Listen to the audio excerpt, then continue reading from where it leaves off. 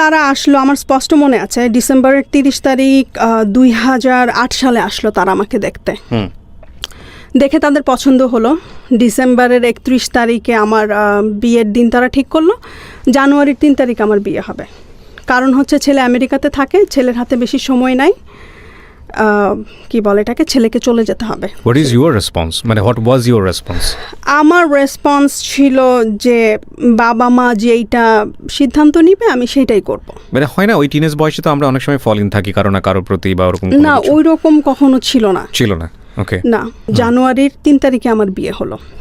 বিয়ে হয়ে গেল। কিন্তু আমার বাবা যেই একটা ভুল করলেন, ছেলের বাড়ি ঘর কোথায়, ছেলে কি করে না করে কিচ্ছু দেখলেন না। ছেলে আমেরিকাতে থাকে সেইটাই।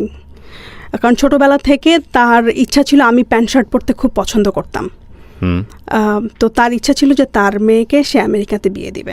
আমার বাবাও আমেরিকাতে ছিল 4 বছর। আপনি প্যান্ট শার্ট পরতেন এই কারণে? হ্যাঁ, আমার বাবার মেন্টালিটি ছিল যে আমি বাইরের কান্ট্রিতে সেটেল হতে চাই, প্যান্ট শার্ট পরি অলওয়েজ। আমার মেন্টালিটি একটু ডিফারেন্ট, আমাকে সে বাইরে বিয়ে দিবে, বাইরের ছেলে দেখে। বিয়ের গাড়িতে করে যখন ওর বাসার কাছাকাছি এসে সে আমাকে বলছে, তুমি কি হেঁটে যাবে না রিকশায় যাবে আমাদের বাসায়? তো আমার না জিনিসটা কেমন যেন খটকা লাগলো। তখন তাদের বাসা ছিল মানিকদি। তো গাড়ি মেইন রোড থেকে নেমে এমন চিপা রাস্তা, 5 মিনিট হেঁটে যাওয়া লাগবে, ইদার রিকশায় যাওয়া লাগবে। আর রিকশায় যদি যাই আমি, তাহলে ওই রাস্তা দিয়ে একজন মানুষ পাস করতে পারবে না। মানে গলি, এত গলি, আর এইরকম গলি আমি জীবনে কখনো দেখি নাই মুগদাতে। কারণ আমি যেহেতু বর্ন অ্যান্ড ব্রট আপ আমার মুগদাতে, আর তখন জগৎটাও আমার ছোট ছিল, খুব বেশি বড়ও ছিল না। তো যাই হোক, রাতের বেলা আমি গেলাম ওদের বাসায়।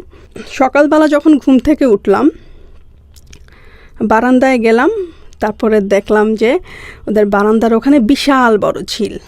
আর আমি মনে মনে বললাম যে আব্বা আমারে কোন সাগরে ফেলে দিল।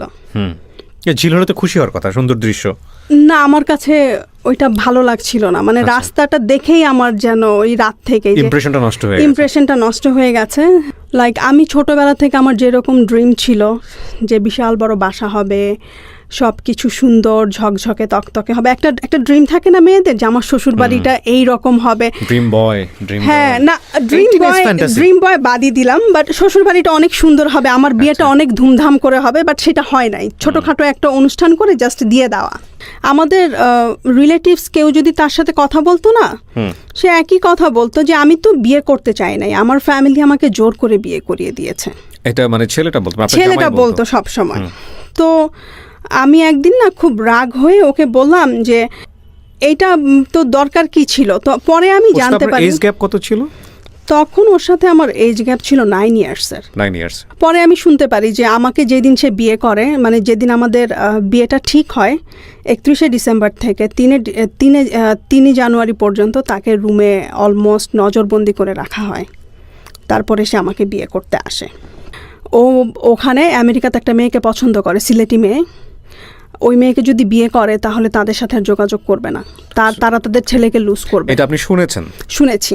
আমি মনে হয় বিয়ের 3 দিনের দিনই আমাকে রান্নাঘরে ঢুকিয়ে দেওয়া হয়েছে। ও যাওয়ার মনে হয় 3-4 দিন আগে একটা মেয়ে ফোন করেছে, আমি ফোনটা ধরলাম। ধরার পরে ওকে চাইলো, আমি ওকে দিয়ে দিলাম। আমি কখনো প্রশ্ন করি নাই যে মেয়েটা কে অথবা কোনো কিছু, ওগুলো আমার মাথাতেই ঢুকে নাই। আর আমার চিন্তা ছিল যে ও তো বাইরে পড়াশোনা করে, মেয়ে ফ্রেন্ড থাকতেই পারে, এটা স্বাভাবিক। তখনও পড়ছিল? হ্যাঁ, তখনও পড়ছিল কমিউনিটি কলেজে। কি সাবজেক্ট নিয়ে পড়ছিল আমি জানি না। ফোনে 24 আওয়ার্সের মধ্যে সে 10 আওয়ার্সই ফোনে কথা বলতো। আমার না ভাল লাগতো না এতক্ষণ ফোনে কথা বলা, কেমন না, আমি তো ইউজ টুও না। সম্পর্ক খারাপ পর্যায়ে, তার সাথে কথা বলে আমার আর মিলছিল না কোনো কিছু। আর আমিও আসলে অ্যাকচুয়ালি হ্যাপি না। তার মেন্টালিটি আমার মেন্টালিটি মনে হয় যে 2 জন ভিন গ্রহ থেকে আসছি এরকম। তো একদিন সে আমাকে ফোনে বলতেছে যে তোমার মতো পাগলের আমেরিকাতে জায়গা নাই। তো এই কথাটা না আমার মাথায় খুব লেগেছে। তখন আমি ওকে বললাম যে তোমার কি এমন আমেরিকা, আমি আফরোজা একদিন গিয়ে দেখিয়ে দিব। এটা বলে আমি ফোন রেখে দিছি। তারপর যাই হোক, 2 ফ্যামিলির মতামতে আমাদের ডিভোর্স হয়ে যায়। কি বলেন?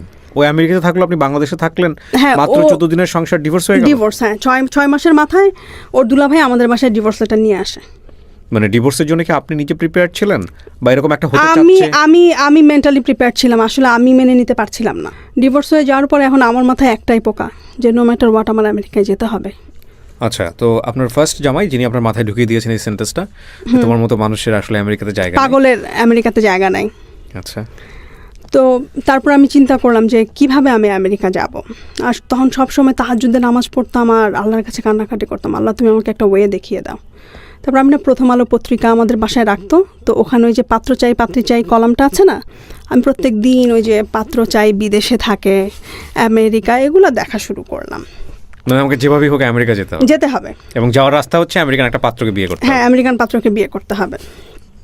তো আমি করলাম কি, এরকম করতে করতে আমি অনেকগুলো নাম্বারে কল দিলাম, থাকে না প্রত্যেক দিনই আমি দেখি আর মানে ফোন নিয়ে কল করা। তো এরকম করতে করতে একজনকে আমি পাই, সে আমেরিকাতে থাকে, তার নাম ছিল অনিতাভ। তো তার সাথে আমি বাইরে প্রথমে দেখা করি। তখন কি লেখাপড়া বন্ধ আপনার?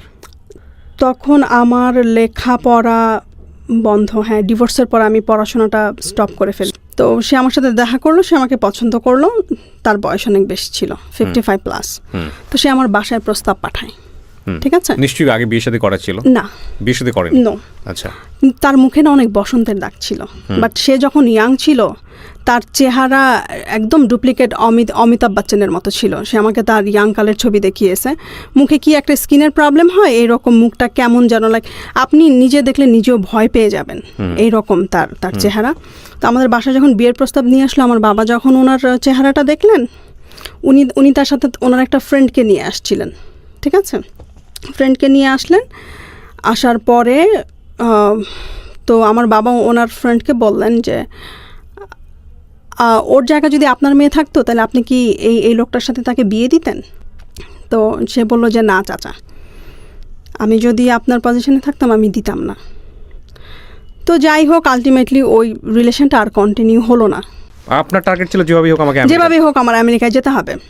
বুঝতে পারছি আমি। তারপরে আমি কি বলে এটাকে, আমি ওই ভাইয়াটার ফোন নাম্বার রেখে দিলাম, ওর যে বন্ধুটাকে নিয়ে আসছে সাথে, ওই বন্ধুটাকে আমি বলছি যে ভাইয়া যেভাবে হোক, উনিও আগে আমেরিকাতে ছিল, ওনার নাম বাবুল ভাই।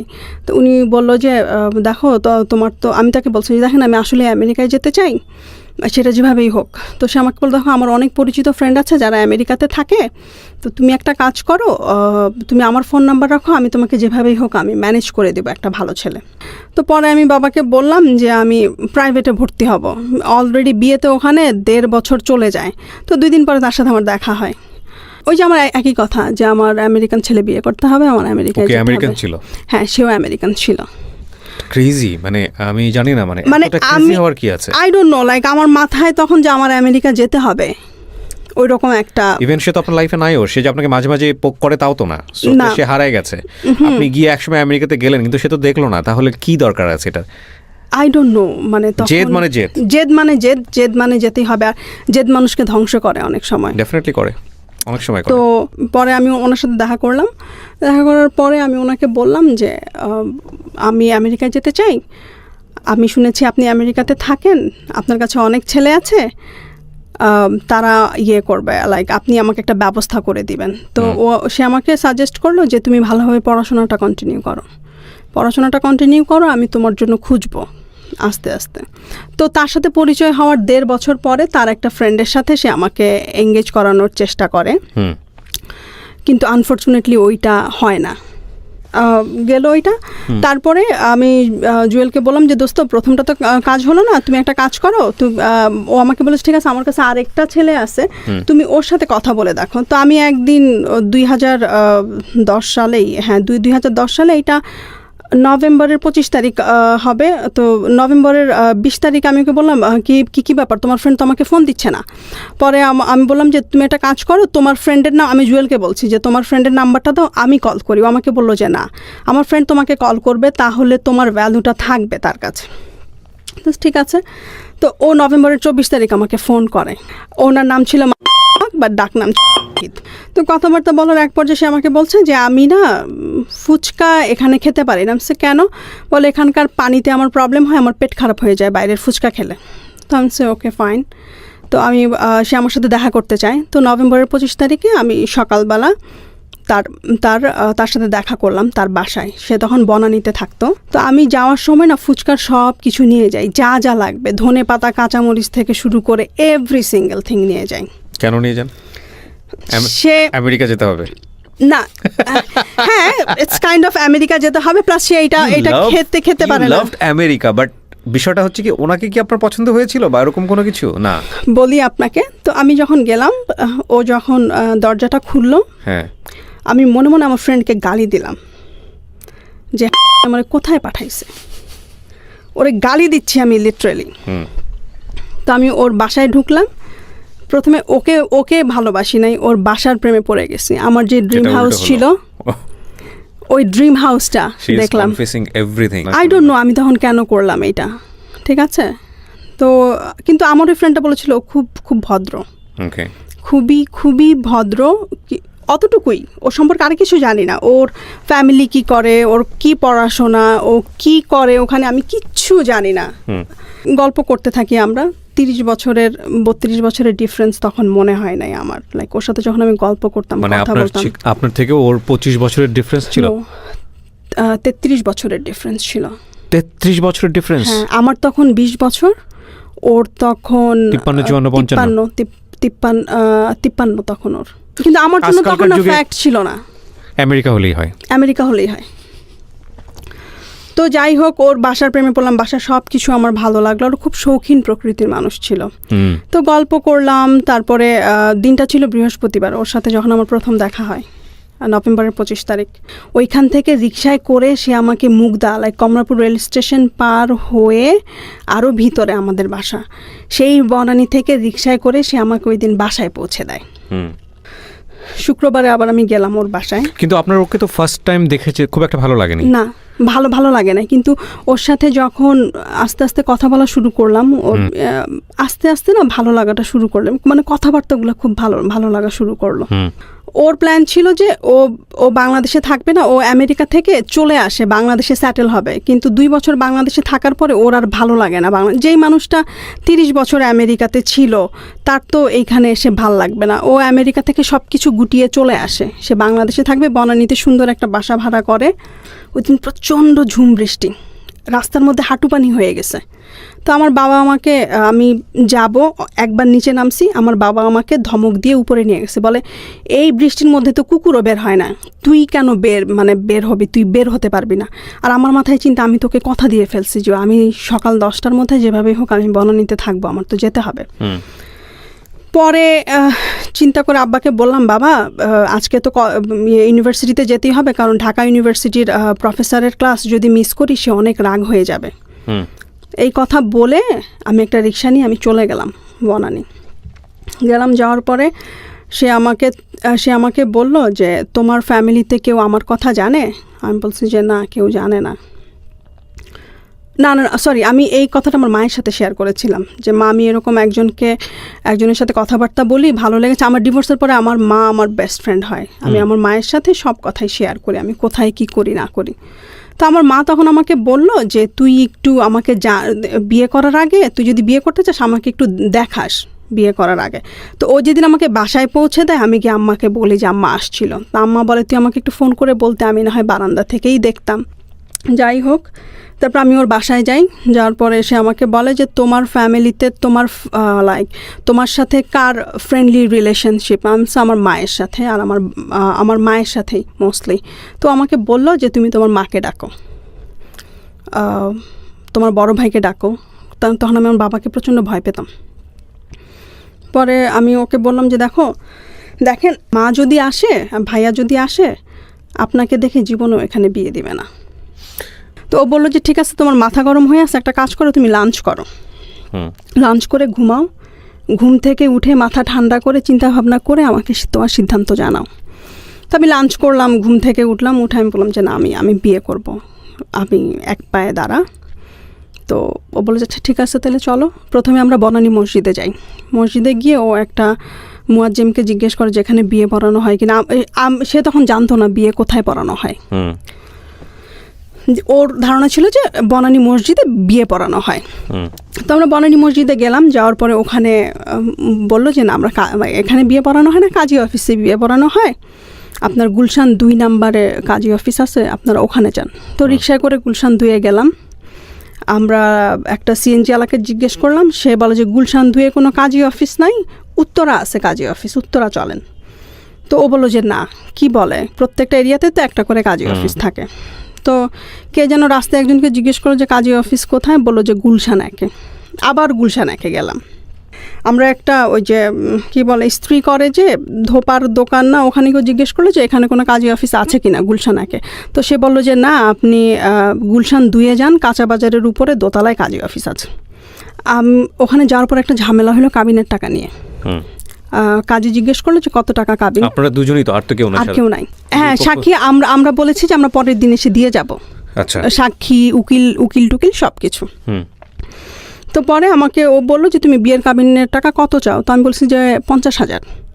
তখন কাজী বলতেছে বিয়ের কাবিন তো এত কম হয় না।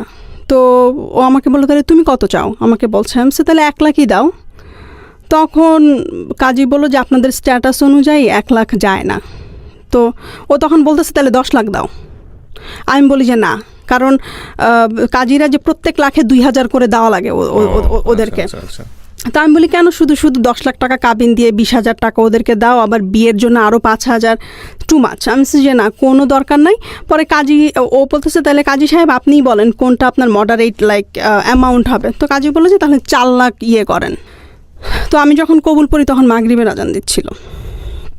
তারপরে বাসায় আসলাম। ও আমাকে বিয়ের পরে মনে হয় প্রায় 200 রজনীগন্ধা কিনে দেয়। আমার রজনীগন্ধা খুব প্রিয় একটা ফুল। ওর দিক থেকে কোনো আত্মীয় ছিল না? না, কেউ ছিল না। ইভেন ওরা কয় ভাই বোন, ওর মা বাবা কি আছে না আছে আমি কিচ্ছু জানি না। ও ম্যান, আমি কিচ্ছু, আমি you being so crazy for him. I don't know আমি কেন ক্রেজি ছিলাম। ওর কথাবার্তা কিছু একটা আমাকে মানে ওর কথাবার্তা, আচার ব্যবহার আমার প্রতি ও খুব কেয়ারিং ছিল। আপনারা যারা গল্পটা শুনছেন বা দেখছেন তাদের অনেকেরই আমি বারবার বলছি যে ওনাকে জাজ করতেছেন। আমি জানি এই গল্প যারা দেখবেন তারা ম্যাক্সিমাম এই কাজটাকে করবেন। ডোন্ট জাজ হার। আপনারা নিজেকে প্রশ্ন করেন এগুলো আমাদের লাইফে ঘটে কিনা, তাহলেই বুঝতে পারবেন। ওকে, তারপর? ও অনেক কেয়ারিং ছিল, আমাকে একটা বেবির মতো ট্রিট করতো। ওকে, বাট এটা খুব অল্প সময়ের জন্য না, আপনার 1 সপ্তাহ তো হয় নাই, তার মধ্যে আপনি দুই সপ্তাহ। নভেম্বরের 24 তারিখে, নভেম্বরের 25 তারিখে দেখা হলো, ডিসেম্বরের 9 তারিখে বিয়ে করলাম। তার আগে মোট 4 বার না 5 বার দেখা হয়েছে ওর সাথে আমার। তো আপনি এর মধ্যেই আপনি কেয়ারিং এর ব্যাপারটা নিয়ে আসছেন, মানে এত দ্রুত আপনি ওর প্রতি ডিভোটেড হয়ে গেলেন। হ্যাঁ, জানি না কেন হঠাৎ করে ওর প্রতি আমার ডিভোশনটা চলে আসলো। তো আমার মা বাসায় ছিলেন না। তখন পর্যন্ত আপনি জানেন যে ওর ফ্যামিলির কে কোথায় আছে, কি করছে? কিচ্ছু জানেন না? জানি না, কিচ্ছু না। তারপর আমি আমার মাকে ফোন করলাম। আপনার মনে হয় না যে আপনি অনেক ভয়ঙ্কর রকমের ক্রেজি কাজ করে ফেলেছেন ওই সময়টাতে? না, তখন মনে হয় সেটা তো আপনার ফ্যামিলি করেছিল। আপনি যদি আপনার কথা যদি সত্য মেনে নেই, কারণ এই প্রশ্নগুলো আমাকে করতে হবে। আপনার ফার্স্ট হাজব্যান্ডের ক্ষেত্রে আপনার ফ্যামিলি একটা বড় ভুল করেছিল অ্যাকর্ডিং টু ইউর ভয়েস, যে তারা কোনো কিছু দেখেনি, জানেনি, শোনেনি। তো সেম ভুলটা থেকে তো আপনার শিক্ষা নেবার কথা। সেক্ষেত্রে আপনি একই ভুল এত রাফলি কেন করলেন? আমি জানেন এটা ভুল হয়েছে না, শুধু ফিউচারে বলে দেবে। ওই যে আমেরিকা যেতে হবে, মাথার মধ্যে ভূত। ও আমাকে পাগল বলেছে, যেতে হবে আমেরিকা, দেখাতে হবে ওকে। আমি পাগল না, আমি এই ভদ্রলোক যে আসলে আমেরিকাতে থাকে এটা আপনি নিশ্চিত ছিলেন? হ্যাঁ, কারণ আমার ফ্রেন্ড যে জুয়েল, ও আমাকে বলছে ও আমেরিকান সিটিজেন। আপনি ওকে ব্লাইন্ডলি বিলিভ করতেন? হ্যাঁ, ওকে আমি ব্লাইন্ডলি বিলিভ করতাম অনেস্টলি। বিয়ে করার পর আমি মাকে ফোন করি, আমার বাবা ফোনটা ধরার পরে আমার বাবা আমি জিজ্ঞেস করলাম মা কোথায়? বলে বাইরে হাঁটতে গেছে। বলে তুই কই, বাসায় আসবি না? তখন বাজে রাত 8টা। আমি বলি বাবা আমি তো বিয়ে করে ফেলছি। আমার বাবার প্রথম কোশ্চেন ছিল ছেলের বয়স কত। মাই গুডনেস, কেন? কারণ বাবা জানে আমি ক্রেজি, আমেরিকা যাওয়ার জন্য আমি যে কোনো কিছু করতে পারি। আর ওই যে প্রথমবার যে একটা ছেলেকে আনছিলাম বাসায়, ওর বয়স যে 55+ ছিল, এর জন্য বাবার প্রথম কোশ্চেন ছিল ছেলের বয়স কত। তো আমি নাম্বারটা বলছিলাম না, বাবা বলে কত 45? আমি বলি যে না, আর একটু বেশি। বাবা বলে 46। আমি বলি যে না, আর একটু বেশি। বলে 48। আমি হ্যাঁ 48। 53 আমি বলি নাই তখন। ইভেন তখন আমি নিজেও জানতাম না ওর এই যে 53। তারপরে বাবা ফোনটা রেখে দেয়। না, হ্যাঁ, বাবা ফোনটা রেখে দেয়। তারপর আমার মা ফোন করে হাউমাউ করে কান্না, যে মা তুই এত বড় একটা সিদ্ধান্ত নিয়ে ফেললি, এত একটা কাজ করলি, আমি তো তোর সাথে ফ্রি ছিলাম, তুই তো আমাকে অ্যাটলিস্ট ফোন করে বলতে পারতি, তুই কেন বললি না? এদিক দিয়ে সারা রাত আমি টেনশন যে ও পরের দিন সকালবেলা আমাকে শ্বশুর ওর মায়ের সাথে পরিচয় করিয়ে দিবে। আমি টেনশনে সারা রাত ঘুমাতে পারি নাই। ওর মাকে ফোন করে বলে কি, মা ওরা প্রত্যেক শুক্রবারে ওরা 2 ভাই ওর মায়ের কাছে ও সকালবেলা নাস্তা খেত। তো আমার হাজব্যান্ড ফোন করে বলছে যে মা আমার একটা বন্ধু আসবে বাসায় নাস্তা খেতে, নাস্তা একটু মানে বেশি করে বানিয়ে রেখো। তো সে ওইখান থেকে আসে, বনানী থেকে তাকে পিক করে তারা 2 ভাই মিলে যায় মাকে দেখতে। মায়ের সাথে সকালে তারা নাস্তা করে প্রত্যেক দিন শুক্রবার, এটা তাদের রুটিন। তারপর সারা রাত আমাদের ঘুম হয় নাই। এই ভদ্রলোক কি আগে বিয়ে করেছিলেন? না, কখনো না। কোনোদিন করেন নাই? না। তখন পর্যন্ত আপনি জানতে পেরেছেন যে কেন বিয়ে করেনি? না, আমি জিজ্ঞেসও করিনি। তখন পর্যন্ত আপনি জিজ্ঞাসা করেন না? ওকে, তারপরে সারা রাত ঘুম নাই। ভোর 6টা বাজে সিএনজি নিয়ে, আর ওই যে আমাকে যে প্রথমে যে রজনীগন্ধা ফুল কিনে দিল ওইটা নিয়ে আমি আমার শাশুড়ির বাসায় চলে গেলাম। ভোর 7টা বাজে গিয়ে পৌঁছাইছি। ও আমাকে ড্রয়িং রুমে বসিয়ে গিয়ে, তখন আমার শাশুড়ি ঘুমাচ্ছিলেন। শাশুড়িকে ঘুম থেকে তুলে এনে বলতেছে যে মা তোমার জন্য বউ নিয়ে আসছি। আমার মনে হচ্ছে আমি ক্যামেরা থেকে পালাই যাই, cause I am feeling you, এবং পুরো গল্পটা চোখের সামনে ভাসতেছে। ওকে, তারপর আমার শাশুড়ির রুমে আমাকে নিয়ে গেল, নিয়ে তার বিছানার পাশে একটা চেয়ার ছিল, ওখানে আমাকে বসালো। আমার শাশুড়ির হাত পা খুশিতে কাঁপতেছিল। ও খুশিতে? খুশিতে। আমার শাশুড়ির হাতে একটা চুড়ি ছিল। তো সে হজ থেকে 6টা চুড়ি নিয়ে আসে তার 6 ছেলের বউয়ের জন্য, কিন্তু বইয়েরটা দেওয়া হয় না। হজ থেকে না, সৌদি আরব থেকে এনেছে। আই এম সরি, আমরা যেটা করি আর কি। You are right, you are absolutely right. আমরা হজে গেলে হ্যাঁ, তো হজে যখন যায় সে 6টা বইয়ের জন্য 6টা চুড়ি নিয়ে আসে। তো এই চুড়িটা প্রথমে ওর ছোট বোনকে দিয়েছিল। আমার শাশুড়ি বলেছিল যে কখনো বিয়ে করে তাহলে আমার পক্ষ, আমি যদি বেঁচে না থাকি, আমার পক্ষ থেকে এই চুড়িটা আমার ছোট ছেলের বউকে দিও। সে অনেক দূরদর্শী মহিলা ছিলেন। মানে বিষয়টা এরকম দাঁড়িয়েছে যে আমার ছেলে বিয়ে করেছে, এটাই সবচেয়ে খুশির খবর। কাকে করেছে, কি করেছে সেটা ফ্যাক্ট না। সেটা ফ্যাক্ট না। তারপরে সে একে একে আমার সব ভাসুরদেরকে ফোন দেয়। তার আইকিউ লেভেল খুব ভালো ছিল। ওরা সব ভাই বোন আমেরিকা কানাডাতে স্যাটেল। নাস্তা করতে বসলাম, আমার শাশুড়ি না খুশিতে খেতে পারছে না। সে টেবিলে বসে আল্লাহর হাতে 2 হাত তুলে কি যে দোয়া আমাদের জন্য যে তার ছেলে বিয়ে করছে, এটাতেই অনেক খুশি। তো তারপর আমরা একসাথে নাস্তা করলাম। নাস্তা করে তারপরে আমার হাজব্যান্ড বলল যে আমাদের একটু কাজ আছে মা, আমাদেরকে যেতে হবে। তো এর মধ্যেও আবার ছবি তুললো। এখানে আমার প্রশ্ন হচ্ছে যে আপনার হাজব্যান্ডের জায়গা থেকে কোনো প্রবলেম ছিল না? না। তাহলে আপনার হাজব্যান্ডের পক্ষ থেকে তো কেউ থাকতে পারতো আপনাদের বিয়েতে? ও না একটু ইন্ট্রোভার্ট টাইপের ছিল, ও না সারপ্রাইজ দিতে খুব পছন্দ করতো। ওকে। তো আমি বাসায় আসলাম। আপনি বিয়ের আগে কখনো জিজ্ঞেস করেননি যে তোমার ফ্যামিলিতে কোনো প্রবলেম হবে কিনা আমাকে নিয়ে? সে বলছে যে না। আমি যখন জিজ্ঞেস করলাম বলে যে না, কোনো প্রবলেম হবে না। এই জন্য এইটা আমার লাইফ, লাইক আমার জীবন, আমি সিদ্ধান্ত নিব। কে কি মনে করলো না মনে করলো সেটা আমার দেখার বিষয় না। ওকে। তো সন্ধ্যাবেলা আমি ওনাদের বাসায় যাই। বাসায় যাওয়ার পরে কিছুক্ষণ বসার পর আমি আমার বাবার বাসাতে যাই আমার হাজব্যান্ডকে নিয়ে, প্রথমবার বিয়ের একদিন পরে। মা বাবাকে ফোন করে বলি সে আসতেছে। তো যাওয়ার পরে আমাদের বাসার যেই কালচার, টেবিল ভর্তি খাবার দাবার। তো আমার বাবা তাকে দেখার পরে আমার বাবার প্রথম কোশ্চেন ছিল যে 10 বছর পরে আমার মেয়ের অবস্থা কী হবে আর তোমার অবস্থা কী হবে, একবার কি চিন্তা করেছ? তো ও কি উত্তর দিয়েছে আমি জানি না, পরে আমি শুনেছি যে আমার বাবা ওকে প্রথম এই কোশ্চেনটা করার পরে আমি আমার জামা কাপড় সব কিছু গুছাচ্ছি।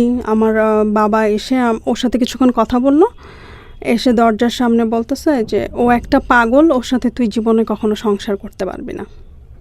এটা ছিল আমার বাবার প্রথম কথা আমার সাথে আমার বিয়ের পরে। তারপর আমাকে বলতেছে আমরা কাউকে এখনও বলি নাই তুই বিয়ে করছিস, এখনও সময় আছে, চলে আয়। তারপর আমি আমার বাবাকে বলি যে না, আমার বিয়ে হয়ে গেছে, আমার পক্ষে সম্ভব না ফিরে আসা।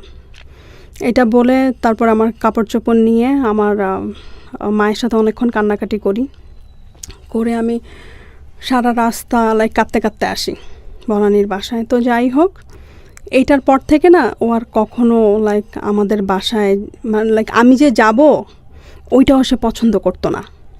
মানে ওর ওই কথাটা খুব খারাপ লেগেছে আমার বাবা ওকে যেই কথাগুলো বলছে। তো দেখা গেল যে আমার বিয়ের 1 মাস পরে আমাদের রিসেপশন হয়। রিসেপশানে ওদের ভাই বোন মোটামুটি সবাই চলে আসে কানাডা আমেরিকা থেকে। খুব সুন্দর একটা আমরা ঘরোয়া পরিবেশ, শুধুমাত্র আমার ফ্যামিলি মেম্বার আর ওর ভাই বোনেরা, বাইরের কেউ ছিল না। বাইরের লোকের মধ্যে ছিল শুধুমাত্র আমার উকিল বাবা। 2 মাস বনানীতে থাকার পরে সে আমেরিকাতে চলে যাবে। আমরা সব কিছু হোম বাউন্ডের থ্রুতে কি বলে লাস ভেগাসে পাঠিয়ে দিব। সে লাস ভেগাসে বাড়ি কিনে সে আর বাংলাদেশে থাকবে না। তো সব জিনিসপত্র হোম বাউন্ডের থ্রুতে আমরা পাঠিয়ে দিই লাস ভেগাসে। তো সে মার্চ মাসে চলে যায়, বিয়ের 3 মাস পরেই।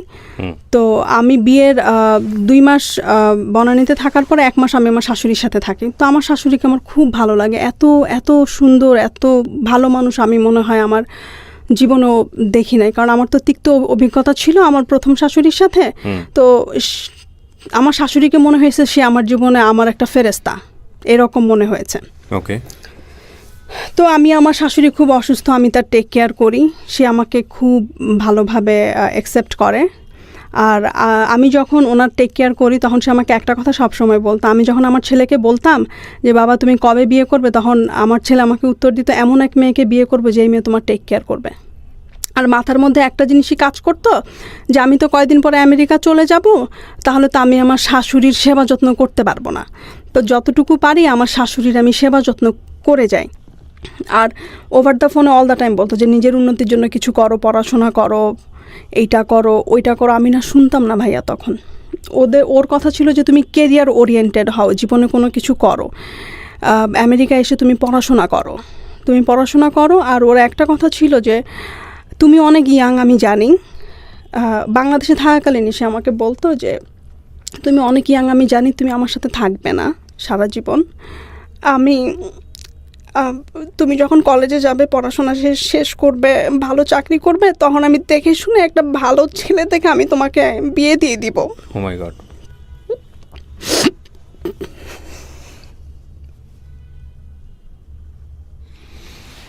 আমি শুধু আপনাদেরকে এতটুকু বলতে পারি যারা এতক্ষণ ধৈর্য ধরে শুনেছেন, আমি সবসময় একটা কথা বলি যে জীবন নাটকের চেয়ে অনেক অনেক বেশি নাটকীয়। এই স্টোরিটা কোথা থেকে বাঁক নিয়ে কোথায় গিয়ে দাঁড়িয়ে কোথায় গিয়ে থামবে আপনারা ইমাজিন করতে পারবেন না। লাস্ট ব্রেথ মানে স্টোরির লাস্ট মিনিট পর্যন্ত আপনাদেরকে রিকোয়েস্ট করব শোনার জন্য। ওয়াও। তখন ওই যে মাথায় ছোট, আমি বেবি, লাইক সবাই প্যাম্পার করতো অনেক।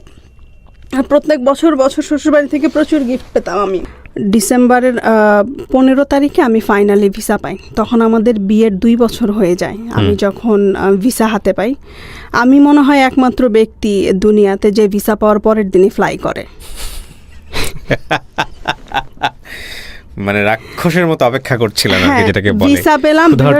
হ্যাঁ, ভিসা পেলাম বৃহস্পতিবার বিকালে। ও আরেকটা কথা বলতে ভুলে গেছি, ও আমার বার্থডে 27 অক্টোবর, ওইটা কোরবানির ঈদ ছিল। টানা 3 দিন আমার বার্থডে সে সেলিব্রেট করে। যখন ভালো তখন খুব ভালো মানুষ, আসলে সে খুব ভালো মানুষ। যখন খারাপ সে ভয়ঙ্কর খারাপ।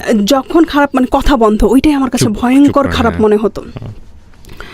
মানে শত কান্নাকাটি করলেও তাকে ম্যানেজ করা যেত না, আমার চোখের পানি তার কাছে কিচ্ছু না তখন। এরকম আমি খুব ট্রাভেল লিভিং চ্যানেল দেখতাম তখন। তো ওখানে লাস ভেগাস দেখাতো, কি যে সুন্দর লাগতো টিভিতে দেখতে লাস ভেগাস। তো আমি একাই ফ্লাই করি। তো আমার বড় ভাসুর বলে যে যেই মেয়ে কখনো এয়ারপোর্ট দেখে নাই সেই মেয়ে এখন একা একা লাস ভেগাস যাবে। তো লাস ভেগাসে যখন যাই আমার বের হতে একটু দেরি হয়, কারণ ওখানকার প্রসেসিং তো আমি জানি না। ওইখানে আমি একটা ফর্ম ফিল আপ করতে গিয়ে অনেক সময় লাগিয়ে দিই। পর আমি যখন ইমিগ্রেশনে ওরা জিজ্ঞাসাবাদ করে যে ব্যাগে কি আছে না আছে, তো তখন একটা পুলিশ এসে বলে যে তুমি রাহিমা আফরোজা কি না? সে হ্যাঁ। বলে তোমার হাজব্যান্ড তোমার জন্য অলমোস্ট 3-4 আওয়ার্স ওয়েট করতেছে বাইরে, আমরা জাস্ট মেক শিওর করলাম যে তুমি এসে ঠিকমতো পৌঁছেছো কি না। সে একটু কনফিউজড, সে তুমি ল্যান্ড করেছো কি না এটা মেক শিওর হওয়ার জন্য। তো ওরা খুব তাড়াতাড়ি আমাকে ইমিগ্রেশন আমি ক্রস করে, কারণ আমি তো পার্মানেন্ট রেসিডেন্ট হিসেবে গিয়েছি ওখানে, আমি ভুলে ট্যুরিস্টের ফর্ম ফিল আপ করেছি ওখানে। যারা পার্মানেন্ট রেসিডেন্ট তাদের কোনো ফর্ম ফিল আপ করতে হয় না, জাস্ট ইমিগ্রেশন ক্রস করে আসলেই হয়। তো তারপর আমি যখন ভেগাস করি তখন সন্ধ্যাবেলা, তো ওর বিশাল বড় গাড়ি ক্যাডিল্যাকের, মানে খুব সুন্দর লাগছিল, মনে হচ্ছে যে ফাইনালি স্বপ্নের শহরে এসে পৌঁছালাম। তারপর সংসার করা শুরু করলাম। আমি 3-4 মাস কোনো কাজ করি নাই। ওর কথা হচ্ছে যে তুমি জবের জন্য অ্যাপ্লাই করো, নিজের উন্নতির জন্য যা যা করা লাগে তুমি করো। ওগুলো আমি কোনো কিছুই করছিলাম না। সারাদিন মানে ঘোরাফেরা, খাওয়া দাওয়া, ঘুম, এছাড়া আমার আর কোনো কাজ ছিল না। আর রান্নাবান্না সব কিছু ওই করতো। ওর যেহেতু কোনো চাকরি করতো না, ও তো সোশ্যাল সিকিউরিটি আর আমাদের ওই যে পেনশনের টাকা দিয়ে আমাদের সংসার ভালোই, $3,000 প্রতি মাসে কিন্তু খারাপ না যখন নিজের বাড়ি থাকে বাইরের কান্ট্রি। হ্যাঁ, ভেগাসে আমাদের ডুপ্লেক্স হাউস ছিল, ও কিনে ওইটা পার্সোনালি। ওর এটা প্রথম বাসা আমেরিকাতে, নিজের কেনা বাসা। তারপর চলছে সব কিছু ভালোই। একদিন হঠাৎ করে সে আমাকে বলছে যে কোম্পানির টাকা বন্ধ হয়ে গেছে আরও 1 বছর আগে, কোম্পানি থেকে যে $2,000 করে পেত। আমার মাথায় না পুরো একটা মনে হয় যে আকাশ ভেঙে পড়লো, যে ওইটা কী বললো, এখন আমাদের সংসার কিভাবে চলবে, এত খরচ, এত কিছু। তো একটু রাগ করেই ও বললো। তো আমি করলাম কি, ওই দিন বিকালে কাজ খোঁজার জন্য বের হয়ে গেলাম। তখন সামার টাইম, এত গরম, বিকালে লু হাওয়া ওখানে। পরে বিভিন্ন জায়গায়, অনেক জায়গায় অ্যাপ্লাই করলাম, জব হয় না। একদিন এমনও হয়েছে ভাইয়া, আমি লাস ভেগাসের স্ট্রিপে পানি বিক্রি করতে গেছি সুটকেসে করে, গ্রোসারি থেকে পানি নিয়ে। দেখা গেছে যে ওইটা $1 করে, একটা কেসে হয়তো 30টা বোতল থাকে, 30টা বোতল বিক্রি করলে $30, কিন্তু আমি গ্রোসারি থেকে কিনছি অনলি $5। তো নিয়ে সেই হেভি, প্রায় মনে হয় 200 বোতল পানি হবে, ওইটা সুটকেসে করে নিয়ে আমি স্ট্রিপে গেছি খুব কষ্টে, বাসে করে। যাওয়ার পরে কেউ আমার পানি কিনে না, কারণ ওখানে প্রচণ্ড গরম, তো ঠান্ডা। এটা কেউ জানে না ভাইয়া, এটা আমি কাউকে কখনো বলি নাই। তো আমি পানি বিক্রি করতে গেছি, ওখানে কেউ আমার পানি কিনে নেয়, কারণ আমার পানিটা ঠান্ডা ছিল না, কারণ আমার কুলার ছিল না। যে কুলারে যে ওরা যে ঠান্ডা পানি বিক্রি করে, আর ওখানে বিজনেসের সামনে লেখা ছিল যে ডোনেশন ফর চার্জ সামথিং, মানে আপনি এটা ডোনেট করবেন, যে টাকাটা বিক্রি করে যে টাকাটা পাবেন ওইটা ডোনেট, এরকম আমিও আমার সুটকেসের গায়ে লিখে নিয়ে যাই। তো হার্ডলি মনে হয় 4 ঘন্টা দাঁড়িয়ে থাকার পরে একটা পানির বোতল বিক্রি করতে পারছি। তারপরে করলাম কি, পাশে যারা পানি বিক্রি করতেছিল ওদেরকে বোতলগুলো দিয়ে আমি খালি সুটকেস নিয়ে বাসায় চলে আসছি। যে বললাম যে আমাকে দিয়ে হবে না। ও আরেকটা কথা আমি বলতে ভুলে গেছি, আমি যখন আমেরিকাতে আসি, আমার শাশুড়ি আমাকে $300 দিয়েছিল, আর আমার ভাসুর আমাকে $200 দিয়েছিল আমার ম্যারেজ অ্যানিভার্সারি উপলক্ষে। সো মোট $500 নিয়ে আমি আমেরিকাতে আসি। আমেরিকাতে আসার পরপরই আমার হাজব্যান্ড করলো কি, ওয়াইফাই কানেকশন আর টেলিফোন কানেকশনের যে বিলটা $70 করে এভরি মান্থ, সেটা সে আমাকে পে করতে বললো। লাইক আমার নামে নিল, আমাকে পে করতে বললো। আমি যাওয়ার মনে হয় 4-5 মাস পরে, আমাকে রেসপন্সিবল বানানোর জন্য, যে আমার তো এটা পে করতে হবে, তখন আমার একটা কাজ করার আগ্রহ হবে। আর ওখানে সত্যি কথা ভাইয়া, যাওয়ার পর আমি না লেজি হয়ে গেছিলাম। ও যদি আমাকে ওই টাকা বন্ধ হওয়ার কথা যদি না বলতো না, তাহলে আমি হয়তো কাজও খুঁজতে যেতাম না, এরকম অবস্থা। তো অনেক জায়গায় কাজ খুঁজলাম, কাজ পেলাম না। একদিন ভোর 5:30 বাজে কাজ খুঁজতে বের হয়েছি। তো আমাদের বাসার পাশে একটা 7-Eleven ছিল। তো 5:30 ওখানে গিয়ে আমি অ্যাপ্লিকেশন ফর্ম চাইলাম, চাওয়ার পরে দিল। ওইটা ওনার ছিল, আমি জানতাম না। তো সে বললো যে আমি তোমার ইন্টারভিউ নিব এখনই। তো আমি 6টার মধ্যে অ্যাপ্লিকেশন ফর্ম পূরণ করলাম। করার পরে উনি আমাকে বললো যে আমি এত বছর এখানে কাজ করি, কোনো মেয়ে মানুষকে দেখি নাই ভোর 5:30 এসে কাজ খুঁজতেছে, you are the only one. আর তখন কমিউনিকেশনও প্রবলেম ছিল। এখন যেরকম প্রবলেম হয় না ইংলিশে কথা বলতে, আমরা ইংলিশটা বুঝি আমরা যখন স্কুল কলেজে পড়াশোনা করি, কিন্তু আমরা তো তখন স্পিকিংটা প্র্যাকটিস করি নাই। তো আমার না তখন এমন অবস্থা ছিল যে পেটে বোমা মারলেও ইংলিশ বের হতো না, কী বলতেছে বুঝতে পারছি।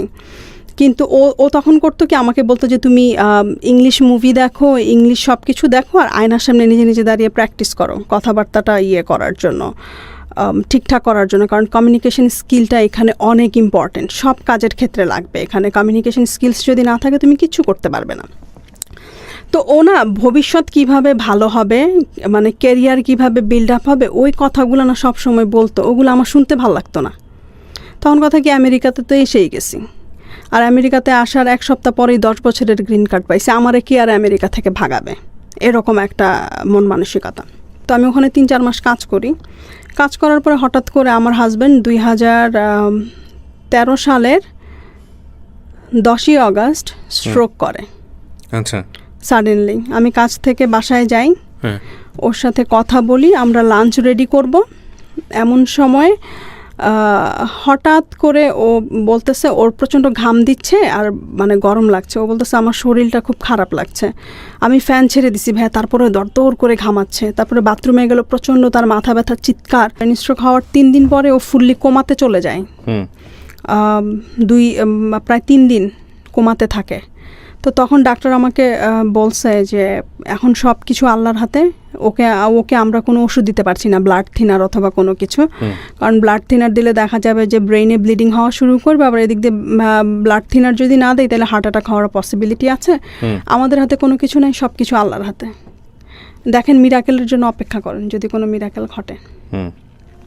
তো তখন আমি করলাম কি, সারাক্ষণ ওর হাত, ও তখন আইসিইউতে, আর আইসিইউতে শুধুমাত্র ওয়াইফকে অ্যালাউ করে ওখানে ওরা। তো আমি আইসিইউতে ওর হাত ধরে সারাক্ষণ বসে থাকতাম আর শুধু আল্লাহকে ডাকতাম।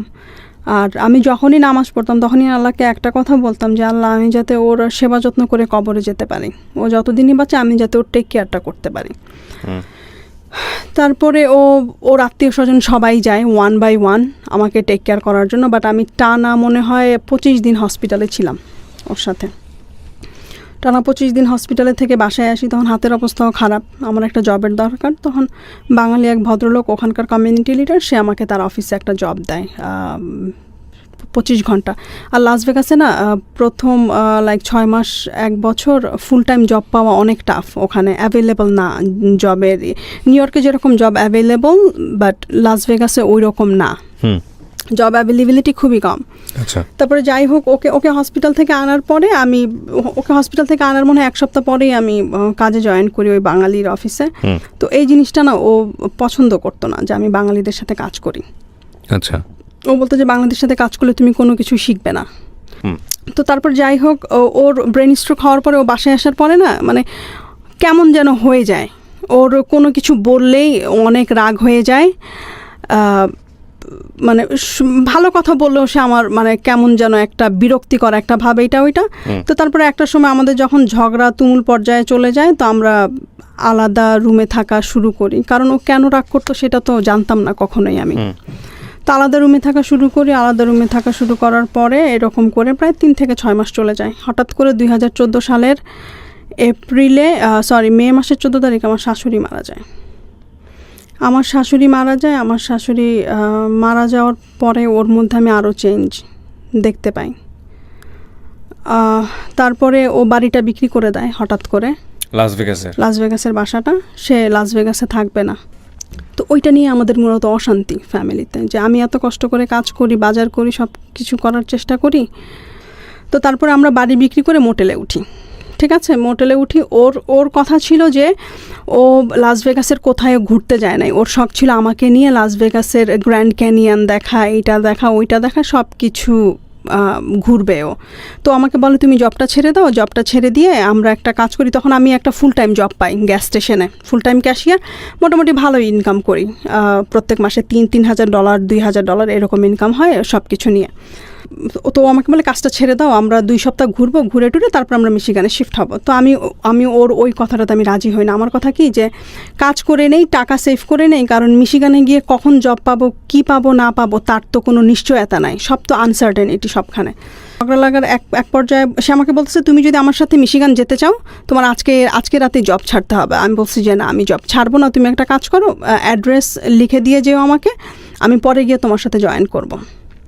পরে আমি কাজে চলে গেলাম এই কথা বলে। ভাই আমি এসে দেখি যে সে নাই মোটেলে, সে চলে গেছে আমাকে ছেড়ে। তারপরে যাই হোক, সে যখন আমাকে ছেড়ে চলে যায় আমি ওকে ফাইন্ড আউটও করি, ওকে অনেক বুঝাই, অনেক ইয়ে করি, কিন্তু ওই যে ও অনেক অভিমানী, ওর অভিমানের কারণগুলো, রাগের কারণগুলো আমি বুঝতাম না তখন বোঝার বয়সও হয়তো এরকম ছিল, but mentality I don't no তখন আমার কি হয়েছে। তখন আমার 22 বছর বয়স। তো ওকে আমি অনেক বুঝালাম, তো ও বুঝলো না। পরে আমি দেখলাম যে না, এখানে আসলে হবে না, ওর সাথে আর মনে হয় কন্টিনিউ করা হবে না আমার। তো এটা চিন্তা করে আমি ওকে যেই হোটেলে ফাইন্ড আউট করলাম ওই হোটেলে ছেড়েই আমি চলে আসলাম।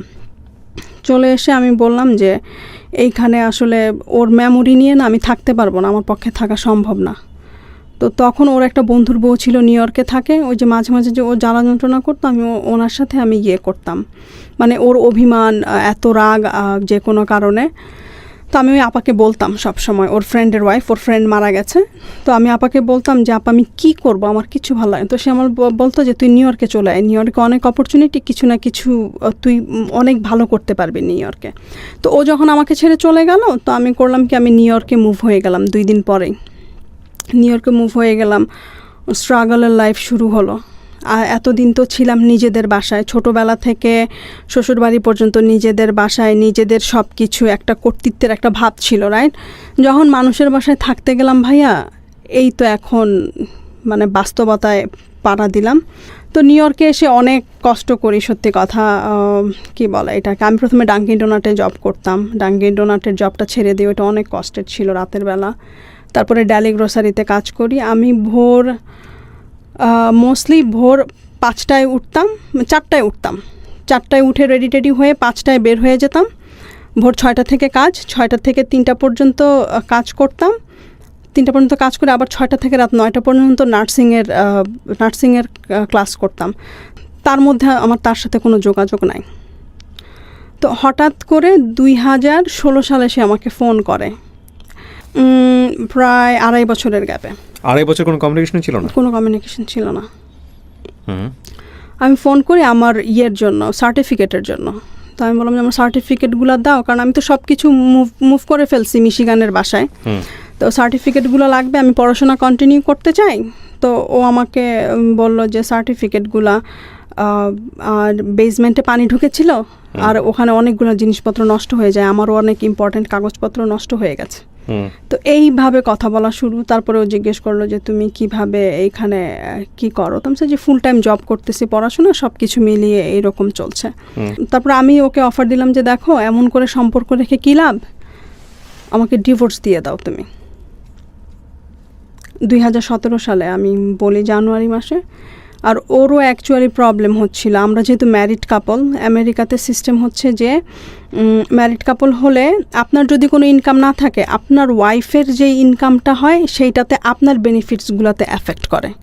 লাইক ওখানে আপনার যদি টাকা, আপনার যদি লো ইনকামের মানুষ হন, আপনি হেলথ ইন্স্যুরেন্সটা আপনার জন্য ফ্রি।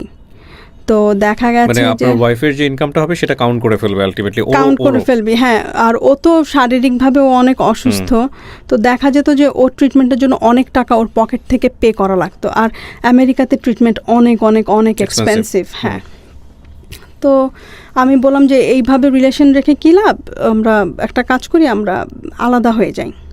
তো 2017 সালে আমরা আলাদা হয়ে যাই, ডিভোর্স হয়ে যায় আমাদের। মিউচুয়ালি আপনারা ডিভোর্স দিয়ে দেন? হ্যাঁ, মিউচুয়ালি ডিভোর্স দেই। আমি কোনো কিছু ক্লেম করি নাই, একদম $0 ডিভোর্স যেটা বলে, ওইটা আমি করি। করার পরে আই ডোন্ট নো ভাইয়া, আমি কেন যেন ও আমাকে কল করা শুরু করলো, আমিও কথা বলা শুরু করলাম, কারণ নিউ ইয়র্কে তো ওই রকম লাইক, আর হাজব্যান্ডের প্রতি একটা মায়া হয়ে যায় মেয়েদের। আমরা যতই ডিভোর্সের পরে কল করা শুরু করলো? হ্যাঁ, ডিভোর্সের পরে আমরা ভালো ফ্রেন্ড হলাম। আগে যেরকম ফ্রেন্ড ছিলাম বিগিনিংয়ে, ওই রকম কথাবার্তা, আমরা দুজনের সাথে সব কিছু শেয়ার করি, ও কি করে না করে সব কিছু আমাকে বলে। তো 2017 সালে আমি ওর সাথে মে মাসে ও আমাকে বলে যে তুমি তো আমার সব বাসাতে গিয়েছো, মিশিগানের বাসাটা এসে দেখে যাও আমি কেমন করে সাজিয়েছি। তো ঠিক আছে, আমি আসবো। তো মে মাসে গেলাম 2017 সালে। আর আমি ওর কাছে না মাফ চাই অনেক, যে দেখো আমি অনেক ভুল করছি, তুমি আমাকে জীবনে উন্নতি করার জন্য যেই কথাগুলো বলছো আমি তখন শুনি নাই। আজকে আমি যদি ওই কথাগুলো যদি শুনতাম, এতদিনে হয়তো আমার কেরিয়ার স্ট্যাবলিশড হয়ে যেত। আমি হয়তো 2012 সালে যাই, 2017 সালে 5 বছরের মধ্যে আমার হয়তো মাস্টার্সও কমপ্লিট হয়ে যেত, আমি যদি ফ্রম দ্য বিগিনিং থেকে সিরিয়াস থাকতাম। আমি তোমার সাথে অনেক অন্যায় করছি। তো ও বললো যে বাদ দাও, এগুলো নিয়ে কথা বলার দরকার নাই। তারপরে ও 2017-তে ওর তো একটু ফিজিক্যাল প্রবলেমও ছিল, ও সব কাজ করতে পারতো না। তো ওর বাগান করার খুব শখ ছিল, বাগানের জন্য যা করা লাগে আমি সব কিছু করে দিয়ে আমি চলে আসছি। ওই যে বীজ টিজ লাগিয়ে দিয়ে বেড টেড সব রেডি করে আমি চলে আসছি। তো যখন ফল হওয়া শুরু করলো, ও আমাকে ফোন দিয়ে বলল যে এত কষ্ট করে বাগান করে গেছো, ফল খাবা না, ফল সবজি। আমি বলছি হ্যাঁ। তো আমি আবার করলাম কি 2017 সালের নভেম্বরে গেলাম। তো গিয়ে দেখি যে খুব সুন্দর বাগান হয়েছে, এটা ওইটা। ওখানে গেলে না ও আমাকে কাজ করতে দিত না। ভাইয়া তোমার কোনো কিছু করা লাগবে না, তুমি তো নিউ ইয়র্কে অনেক কষ্ট করো, অনেক কিছু করো, তো তুমি একটা কাজ করো, তুমি কি বলে এটাকে, তুমি এইটা তোমার ভ্যাকেশন হাউস, তুমি এখানে এসে ভ্যাকেশন করবা, কোনো কিছু করবা না। ও রাতের বেলা ঘুমাতে পারতো না, ইনসোমেনিয়া প্রবলেম ছিল ওর, ও দিনের বেলা ঘুমাতো। তো দেখা যেত যে দিনের বেলা উঠে আমি সব কিছু করতাম, আর ওনা খুব প্রশংসা করতে জানতো, যেটা হয়তো আমি কখনো করি নাই। ও আমার জন্য যে ভালো ভালো কাজগুলো করছে ওগুলোর প্রশংসা আমি কখনো করি নাই, বাট আমি ছোট কিছু করলেই সে খুব প্রশংসা করতো, মানে প্রশংসা করতে করতে আমাকে ফুলিয়ে দিত, এরকম অবস্থা। তো যাই হোক 2017 সালে আমাদের ফ্রেন্ডশিপ চলতেছে, কথাবার্তা বলতেছি। তারপরে আমি 2018 সালেও আমি খুব ব্যস্ত হয়ে যাই, কারণ তখন আমি পড়াশোনায় ঢুকি অ্যাসোসিয়েট করার জন্য। তো অ্যাসোসিয়েট করার আগে আমাদের রিমেডিয়াল করা লাগে। রিমেডিয়ালে দেখা যায় যে টানা 4 মাস সকাল 9টা থেকে দুপুর 3টা পর্যন্ত আমার ক্লাস থাকে, আবার দুপুর 4টা থেকে রাত 10টা 11টা পর্যন্ত আমি কাজ করি, বাসায় আসতে আসতে রাত 1টা 2টা। তো 2018 আর 19-এর লাইফটা অনেক হ্যাকটিক যায় আমার জন্য। তারপরে তো হঠাৎ করে ভাইয়া এই যে 2020-তে প্যান্ডেমিক শুরু হয়ে যায়, আমি জানুয়ারির 3 তারিখে চলে আসি। সে আমার উপরে প্রচণ্ড রাগ হয় এই জন্য যে সে এক্সপেক্ট করছিল যে আমি তার সাথে হয়তো 1 মাসের সময় নিয়ে আমি থাকবো। তো না, আমার কিছু কাজ পড়ে যায় নিউ ইয়র্কে, কারণ অনেক দায়িত্ব থাকে ইয়েতে। পরে আমি নিউ ইয়র্কে চলে আসি, আর আমি ওকে বলি যে দেখো আমি আবার আসবো, তুমি টেনশন করো না। তো সে আমাকে তখন বললো যে এইটাই তোমার সাথে আমার লাস্ট দেখা, তোমার সাথে আমার আর দেখা হবে না। তো আমি বললাম যে না, তোমার সাথে আমার দেখা হবে, তুমি টেনশন করো না। তারপর তো আমি জানুয়ারিতে চলে আসি, কথাবার্তা হয়, প্যান্ডেমিক শুরু হয়। তো ওনার ভিডিও কলে বেশি কথা বলতো না, হঠাৎ করে প্যান্ডেমিকের সময় খালি ভিডিও কলে বলতো যে তুমি ভিডিওতে আসো, আমি তোমাকে দেখবো।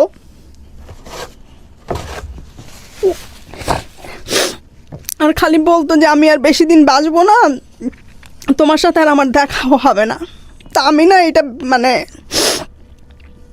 আমি ওকে, ও যখনই ফোন করতো প্যান্ডেমিকের পরে, মানে প্যান্ডেমিকের সময়, তখন বলতো যে আমাকে রামনি বলে ডাকতো, যে রামনি তোমার সাথে আমার আর দেখা হবে না ফিজিক্যালি।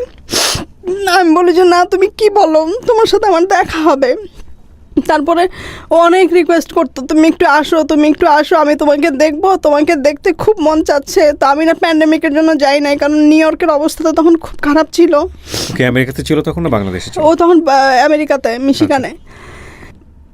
তো ও কথাবার্তা বলি, আর যখনই ওরে আমি ফোন করি না, ওর একই কথা, যে আমি মরে যাব, আমার না এমন জীবন আর ভাল লাগে না, আমি না এই জীবন আমি টায়ার্ড হয়ে গেছি, আমি কারো উপরে ডিপেন্ড হয়ে মরতে, মানে ডিপেন্ডেবল হয়ে আমি মরতে চাই না, আমি কি বলে আমি হঠাৎ করে মানে মরতে চাই। মারা যাওয়া টেক কেয়ার করতো কেউ সময়? কেউ তো না, কেউ না, নিজে জিনিস নিজেই করতো, নিজে করতো সব কিছু। আর ওকে আমি বলছি, ও অনেকবার হসপিটালে গেছে, 2019-এও 2020-তেও। তো আপনাদের মধ্যে এত ভালো বন্ডেজ, তাহলে আপনি কেন ওর পাশে ছিলেন না ওই সময়টাতে? ওই যে ওর রাগ নিতে পারতেন না, মানে না, রাগটা করলে আর একটা ঝামেলা তৈরি হতো। ঝামেলা রাগটার কারণেই শুধুমাত্র আমি ওর রাগটাকে না আর অভিমানটাকে অনেক ভয় পেতাম। রাতের বেলা ডিনার করার পরে আমি ফেসবুক স্ক্রল করছিলাম, আচ্ছা, তো হঠাৎ করে আমার একটা ফোন আসে যে মিশিগান লেখা। ওকে।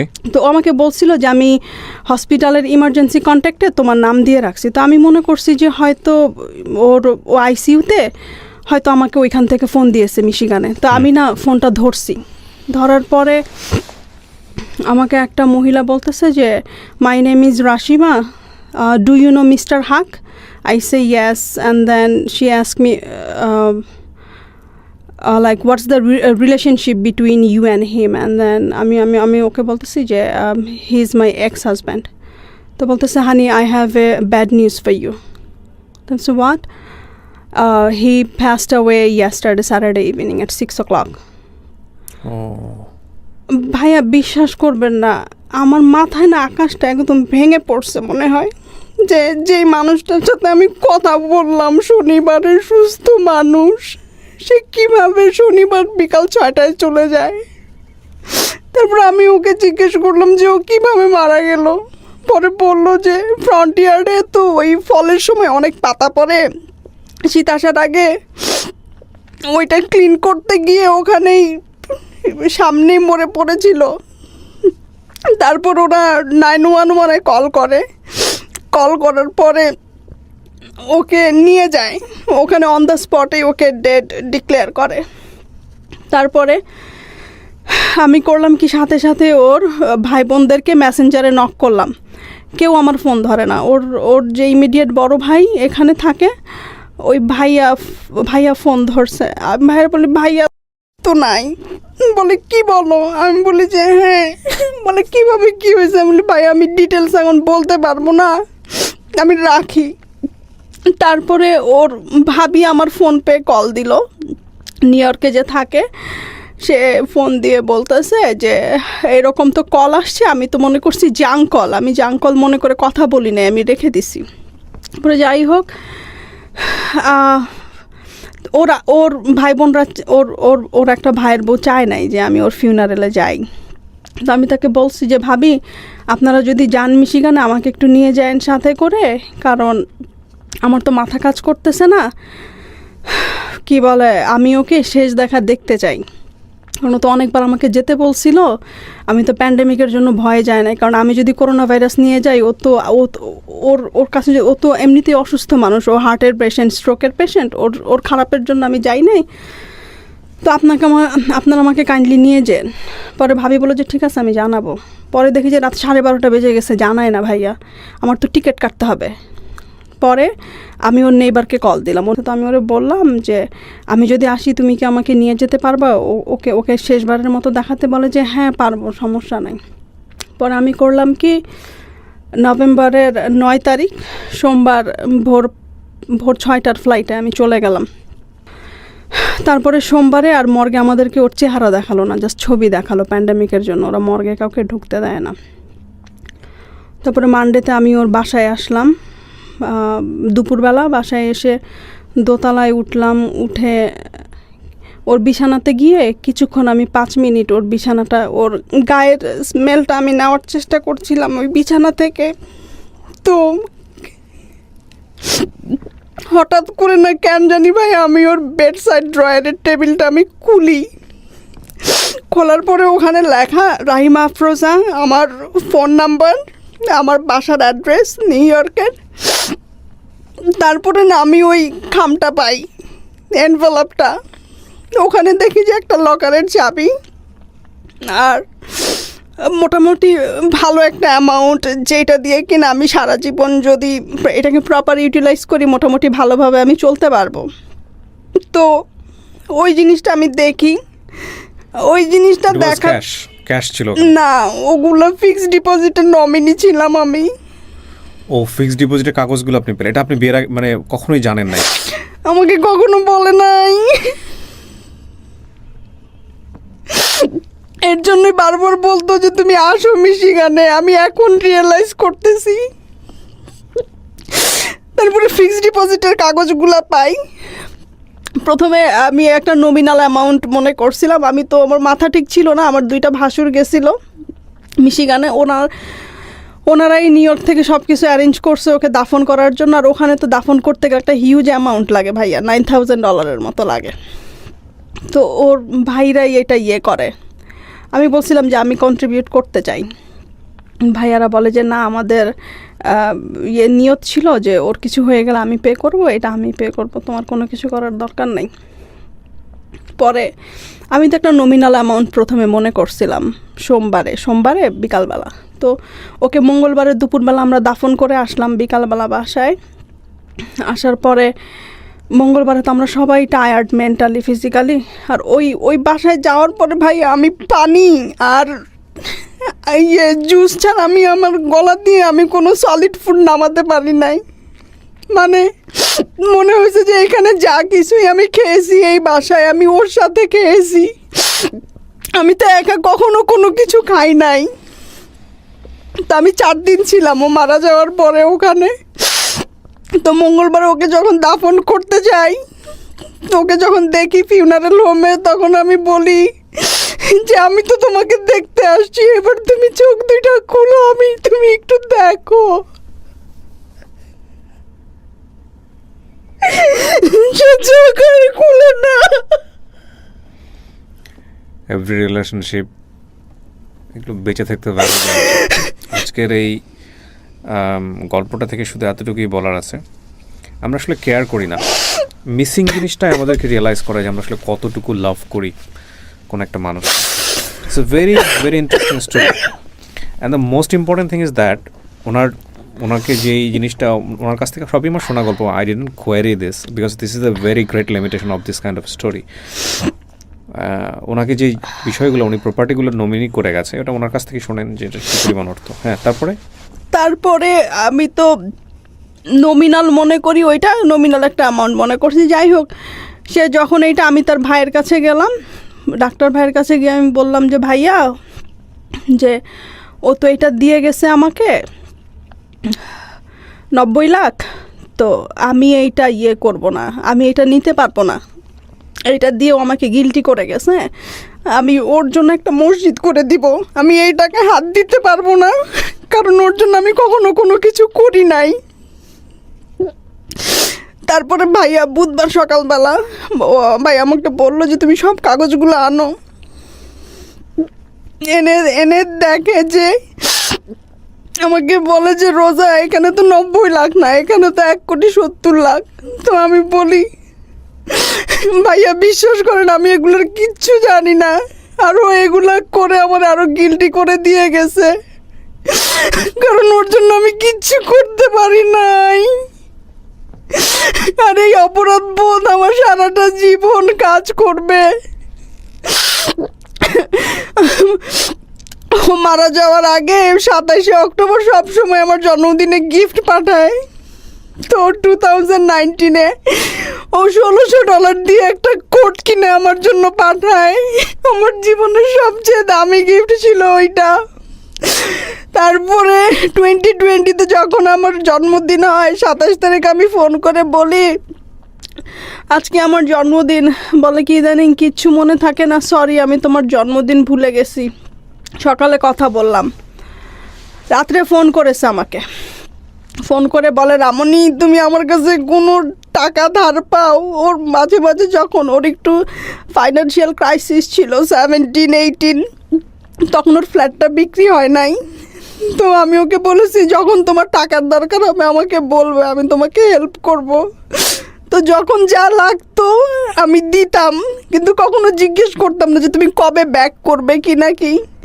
আমার মধ্যে একটা জিনিসই কাজ করতো অলওয়েজ, যে ওর জন্য আজকে আমি আমেরিকাতে, ওর জন্য আমি ইনকাম করতে পারতেছি, ওর জন্য আমি আমার কেরিয়ার বিল্ড করতে পারতেছি। ও যদি আমাকে না আনতো তাহলে এগুলো কোনো কিছুই আমার দ্বারা করা সম্ভব হতো না। আমি আমার ফ্যামিলিকে কম বেশি হেল্প করতে পারতেছি, আমার চারপাশের মানুষজনদেরকে হেল্প করতে পারতেছি। তো আমি না সারা জীবন ওর কাছে কৃতজ্ঞ ভাইয়া, সত্যি কথা। তো আমি ওর কাছে সবসময় ক্ষমা চাইতাম, তুমি আমাকে ক্ষমা করে দিও। তো আমাকে বলে আমি তোমাকে অনেক আগে ক্ষমা করে দিছি, তুমিও আমাকে ক্ষমা করে দিও। তো 27 তারিখে ফোন করে বলে তুমি আমার কাছে কোনো টাকা পাও কি না? আমি বলি যে না, তুমি যা টাকা নিয়েছো সব আমাকে ফেরত দিয়ে দিছো। বলে ইদানিং আমার কিচ্ছু মনে থাকে না। তারপরে আমার ভাসুর আমাকে বলল যে ওখানে 1,70,00,000 আর তোমার ইন্টারেস্ট ও আরও 13-14 লাখ টাকা। তারপরে এই যে ভাই, আমি আজকে সকালে ফাইন্ড আউট করতে পারছি ওর ভাই যেটা এখানে থাকে সেন্ট্রাল রোডে, উনি খুব ভালো মানুষ। এই আমাকে বলতেছিল যে ওর একটা প্রায়োরিটি অ্যাকাউন্ট আছে ব্যাংকে, ওইটাতে মেম্বার হতে গেলে অ্যাটলিস্ট 20 লাখ টাকা জমা দেওয়া লাগে প্রায়োরিটি মেম্বারশিপের জন্য। তো তুমি জানো কি না ওর ভাই আমাকে বললো যে ওর প্রায়োরিটি অ্যাকাউন্ট আছে। তো আমি বললাম আজকে সকালে ওই যে ডিপোজিট স্লিপ করতে গিয়ে দেখি ওই প্রায়োরিটি অ্যাকাউন্টে আরও 30 লাখ, 2 কোটির ওপরে। সব কিছু নমিনি আপনি? হ্যাঁ, ওর এবি ব্যাংকের নমিনি। আপনাদের ডিভোর্স হয়েছিল কত সালে? 2017-এ। 2017-এ ডিভোর্স হওয়ার পরে উনি চাইলে নমিনিগুলো চেঞ্জ করে ফেলতে পারতো? না, ও নমিনি করেছে আমাকে 2019-এ নভেম্বরে। ও ও ওয়াও, এটা কোনো রিলেশনশিপ লাগে না বা কি হয় না, কিছু লাগে না? ওখানে না সে আমাকে হাউস ওয়াইফ দিয়েছে।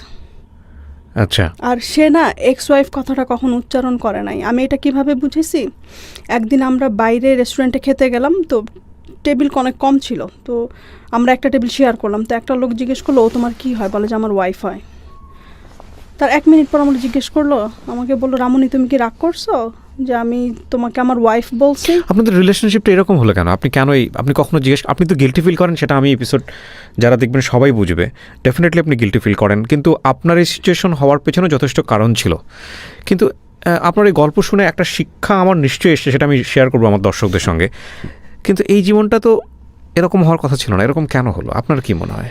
না, ও আমাকে না জিজ্ঞেস করতো যে তুমি কেন সংসার শুরু করো না, তোমার তো জীবন পড়ে আছে, আমার তো জীবন শেষ, তুমি কেন শুরু করো না? তো আমি ওকে বলতাম যে ন্যাড়া বেলতলায় একবার যায়, আমি তো 2বার গেছি, আমার তো শিক্ষা হয়ে গেছে, আমার আর ইচ্ছা নেই। আমার মনে হয় কি যে সংসার করতে গেলে আবার আগে যে প্রবলেমগুলো সাফার করছি, আবার যদি ওই রকম কিছু হয়, এখন একটা ভয় কাজ করে, এখন আর কাউকে বিশ্বাস করতে পারি না, প্রথম কথা। এই অর্থ আপনি এখন যে জীবনে আছেন বা আপনি যা করছেন, তাতে হয়তো এই অর্থের প্রয়োজন হবে না আপনার লাইফ সেটেল করার জন্য, কারণ আপনি নিজে ইনকাম করতে পারেন।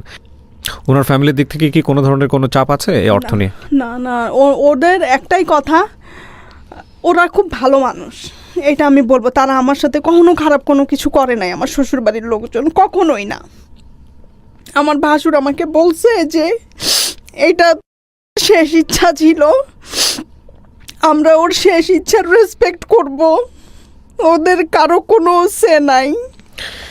It's a beautiful story. First of all, আপনি আপনার ইডিওলজি, আপনার এথিক্সের জায়গাটা থেকে আপনি যে কোনোভাবে এই গল্পটাকে মূল্যায়ন করতে পারেন। বাট আমি প্রথমে যে কথাটা বলেছি সেটা হচ্ছে, ডু নট জাজ দ্য গেস্ট। যিনি এখানে আসেন তাকে জাজ করবেন না। আপনি আপনার এই জায়গাটা থেকে কী নিলেন সেটাই হচ্ছে বড় কথা। আমরা আমাদের গল্পটার বিন্যাস এমনভাবে করেছি যাতে করে কাউকে এখানে হেও না করা হয়, সবাই খুব রেসপেক্টের জায়গাটায় থাকেন। আমি একটা জিনিস বলতে পারি, সেটা হচ্ছে যে ওনাদের ভেতরের যে আন্ডারস্ট্যান্ডিংটা, যেটা সবচেয়ে ভালোভাবে গ্রো করেছে, সেটা হলো ডিস্টেন্স তৈরি হওয়ার পরে। এবং ওই একটা কথা আছে না যে আপনি আসলে যাকে ছাড়ছেন তাকে আসলে আসলেই ছাড়া উচিত কিনা, এটা অভিমানের পর্যায়ে বা রাগের পর্যায়ে গিয়ে ছাড়া কিনা, বা ছাড়লে আসলে স্টে করতে পারবেন কিনা, বা ছাড়ার পরে ওই মানুষটা আপনাকে আসলে চায় কিনা, অত্যাবশ্যকীয় মানুষ কিনা, সেটা একটু ভেবে চিন্তেই তারপরেই ছাড়া উচিত। তো সেই জায়গাটা থেকে উনি যেটা বলেছেন, খুব সুন্দর করেই বলেছেন যে আমার বয়সটা অনেক অল্প ছিল, আমি বুঝতে পারিনি। কিন্তু উনি যেভাবে ম্যাচিউরলি অনেক জিনিসগুলো ডিল করেছেন, এই ভদ্রলোক, ওনার হাজব্যান্ড, এক্স হাজব্যান্ড, এবং দেখেন নিঃসন্দেহে উনি খুব ভালো করে এই বিষয়টা বুঝেছেন যে আমাকে ছেড়ে গেলেও কি অদ্ভুত। ওই লোকটার গল্পটা যদি আমি আজকে আনতে পারতাম, ওই লোকটার কাছ থেকে যদি আনতে পারতাম, তাহলে বিষয়টা অনেক চমৎকার হতো। কারণ এত কিছু ছাড়ার পরেও ডিভোর্স হয়ে গেল, সমস্ত কিছু হয়ে গেল, উনি কিন্তু চাইলেই মানে এই প্রপার্টিটা অন্য কাউকে দিয়ে যেতে পারতেন। হ্যাঁ, ডিভোর্স হয়েছে মানেটা কি, তিক্ত সম্পর্ক আমরা যেটা জানি আমাদের সামাজিকতার জায়গাটা থেকে, কিন্তু তারপরেও সবচাইতে কাছের মানুষের কাছেই সমস্ত প্রপার্টি, ওনার জীবনদশায় যা আছেন সমস্ত কিছু দিয়ে গেছেন। অদ্ভুত সুন্দর গল্প, আমার খুব ভালো লেগেছে। আপনি এত মানে ঘা তো খুব দগ্ধ ঘা, মানে কয়েকদিন আগের ঘটনা যেটা বুঝতে পারছি। এই অবস্থায় আপনি হচ্ছে আমাদের শ্রদ্ধেয় গুরুজন, আমি বলি আমাদের বাদল সৈয়দ স্যার, তার সঙ্গে আপনার পরিচয় হয় ফেসবুকে, এবং উনি আমাকে রেফার করেন আপনার ব্যাপারে, এবং আপনি আসছেন আজকের এই গল্পটা বলার জন্য।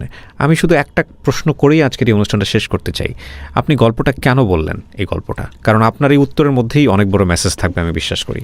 যেই যার উপরে রাগ হন, দুইজন মানে রাগের কি বলে এটাকে, সময়টা না খুব বেশি দীর্ঘ করবেন না। রাগ হওয়ার সাথে সাথেই জিনিসটা মিউচুয়াল আন্ডারস্ট্যান্ডিংয়ের ভিতরে সমাধান করার চেষ্টা করবেন। কারণ রাগ ও অভিমান না মনের মধ্যে পুষতে পুষতে একসময় এমন বড় হয়ে যায়, তখন এটা ডিভোর্সের আকারে চলে যায়। তো আমি বিশেষ করে মেয়েদেরকে বলবো যে কারো হাজব্যান্ড যদি ইন্ট্রোভার্ট টাইপের হয় তাদের সাথে যাতে বেশি বেশি কথা বলে, তাদের সাথে যাতে ফ্রেন্ডলি হয়, হাজব্যান্ডদের সাথে যাতে ওপেন বুক হয়, স্পেশালি যারা ইন্ট্রোভার্ট টাইপের মানুষ, যারা কোনো কিছু কারোর সাথে শেয়ার করে না।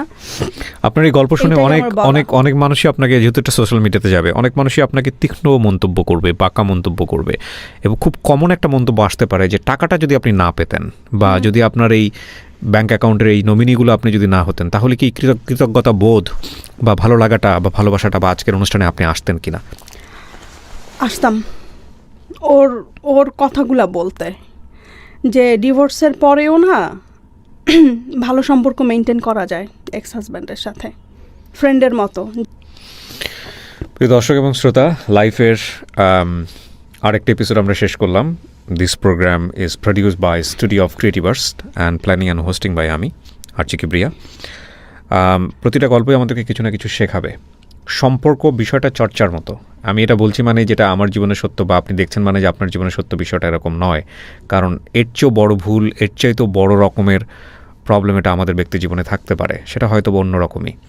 এই ভদ্র মহিলাটি আজকে এখানে এসে অকপটে নিজের কথাগুলো স্বীকার করেছেন বলেই আজকে হয়তো বা তাকে অনেকেই জাজমেন্টে নেবেন, যেটা আমি প্রথম থেকেই বলছিলাম যে ডু নট জাজ হার, বরং নিজেকে জাজ করাটা খুব জরুরি। ওনার এই জায়গাটা থেকে আমরা যদি শিখতে পারি, আমরা যাদের সাথে যেই সম্পর্কে আছি, প্রত্যেকে যে সম্পর্কে আছি, সেই জায়গাটার যদি আমরা একটু রেসপেক্ট বাড়াতে পারি,